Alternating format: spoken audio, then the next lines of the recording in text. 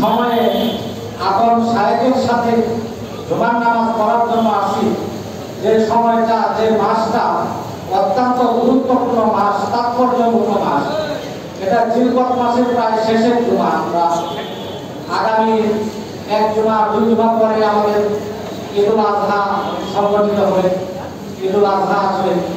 সেজন্য আজকের জুমাটা আমাদের জন্য অত্যন্ত দামি।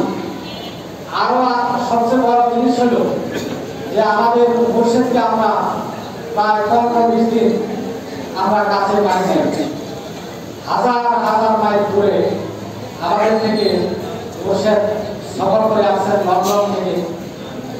অনেক মানুষ আমাদের শাইখ মুর্শিদের কাছে বায়াত গ্রহণ করেছেন। এই সফর করে এসে এখনো এই সফরের বরকতটা আমরা আমাদের শাইখের কাছ থেকে পাবো।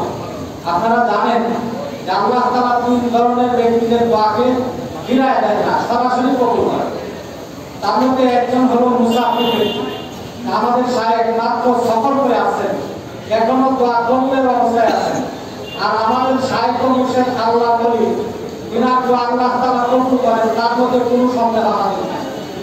এই সন্দেহ করা ঠিক হবে না, কারণ হাদিসের মধ্যে আল্লাহ রাসূল সাল্লাল্লাহু আলাইহি ওয়াসাল্লাম ইরশাদ করেছেন, ইন্না মিনাল ইবাদি লাউ আকসারু আলা আল্লাহি লা আবাররাহু।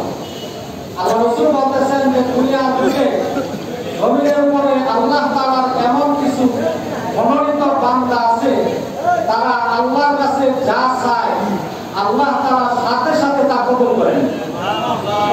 এই ইবাদের মধ্যে, আল্লাহর প্রিয় বান্দাদের মধ্যে আমরা মনে করি যে আল্লাহ তাআলার এমন বান্দা যাদের দোয়া করার সাথে সাথে আল্লাহ তাআলা কবুল করেন, তার মধ্যে